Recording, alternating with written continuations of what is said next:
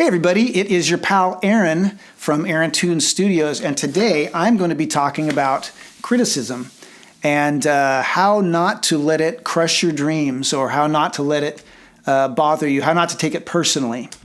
And really, I think the best way to not let it affect you personally, or not to take it personally, is to understand that not all criticism is created equal. There are all kinds of different critics out there. Everybody's got an opinion. You know what they say about everybody having their own opinion, but they're not all created equal, and they're not all valuable, and they're not all going to help you get better. And if you can learn to recognize that and learn to be choosy about what kinds of criticism you pay attention to, it will help you take it less personally. And so I have a couple different kinds of critics listed here, and I'm going to go over each one really quickly. The first one is cheerleaders. And of course, cheerleaders are people who don't have any training.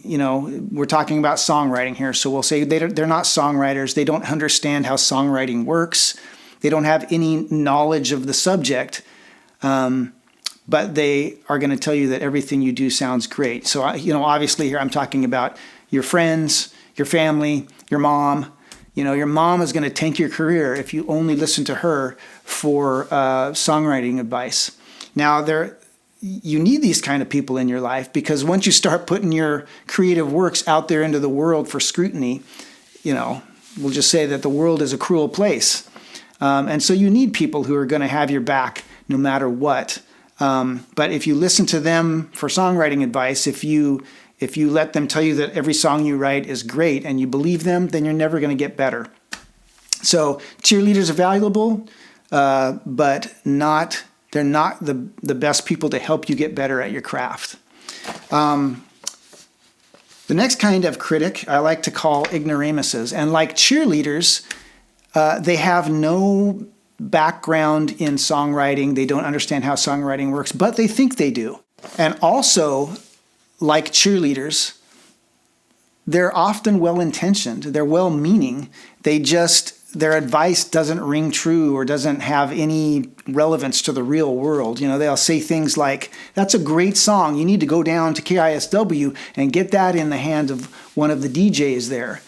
And that advice is not going to get you anywhere, So they may be trying to help, but again, their advice is just not valuable. Another kind of critic that I have listed here is jerks.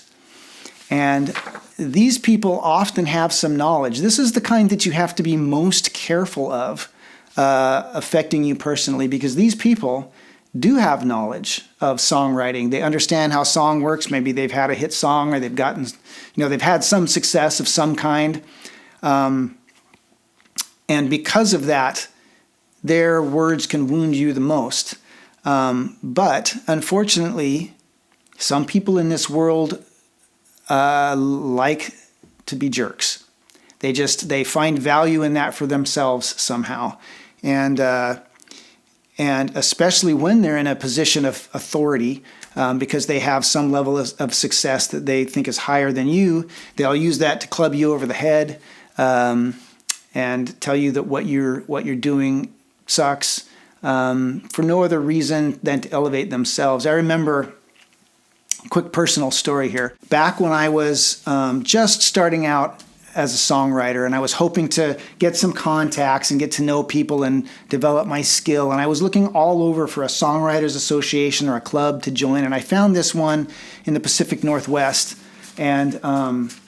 And this, I don't remember how I found it. This was back in the days before the internet. But what you had to do was mail 3 lyric sheets, I think, and a self-addressed stamp envelope to this guy. He would evaluate your lyrics and tell you whether you were worthy to join this association, which is a red flag, but I didn't recognize it at the time.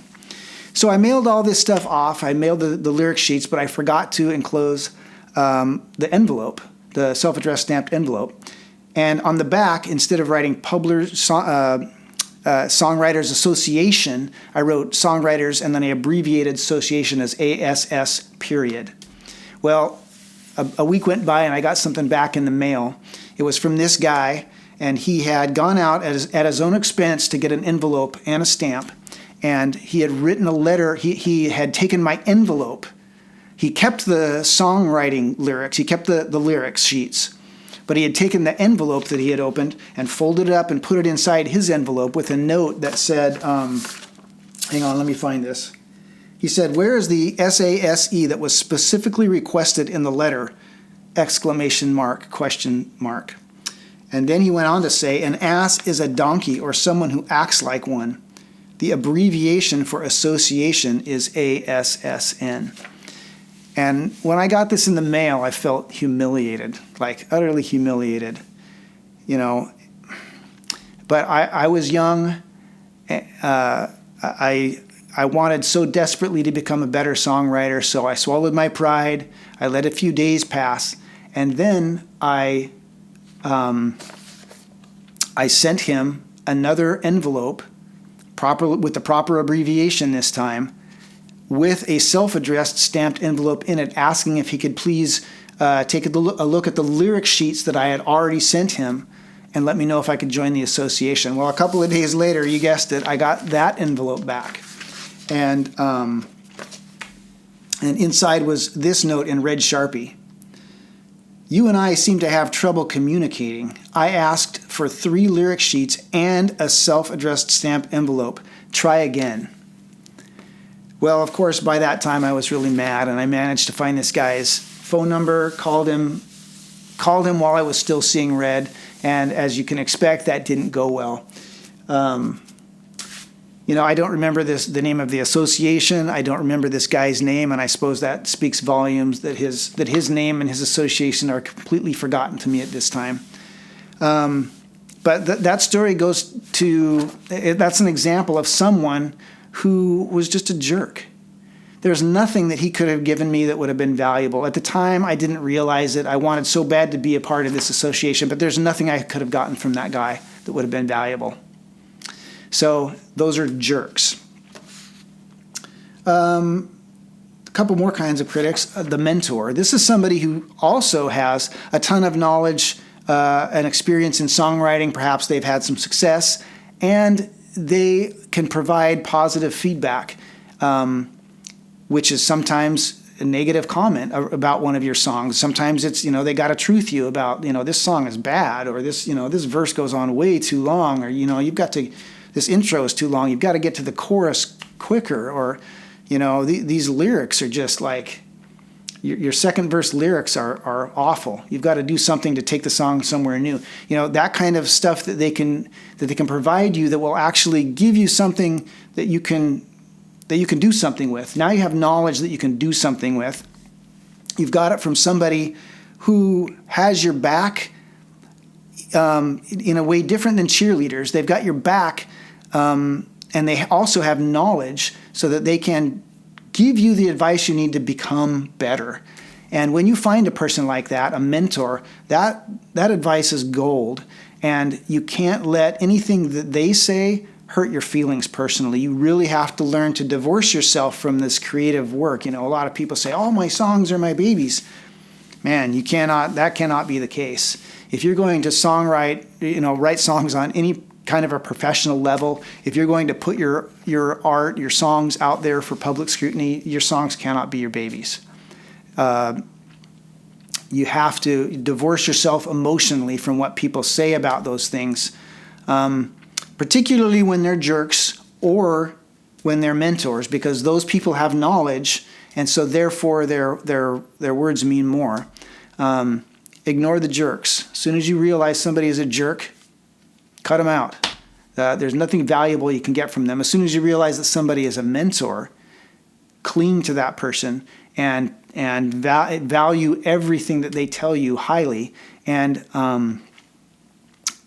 valuing everything they tell you highly does not mean that you have to do what they say. And that brings me to my last kind of critic. The last critic is you. These are your songs. You have the last say on these, and you have to learn, just like a mentor, you have to learn how to be honest with yourself. You have to learn how to identify parts of the songs that aren't working and change them, even though it's going to mean more work, even though you're not sure you can come up with something better, you have to move forward with the faith that other ideas will come. So don't be afraid to be your own critic. But again, don't be too hard on yourself either. When you're scrutinizing your own work, you can often be way too hard on yourself. So when you have a mentor, listen to what they say, evaluate it against how you feel the song should be, and be honest with yourself. And don't take anything that you tell yourself personally either, because we are all our own worst critics. So listen to yourself, but only so much.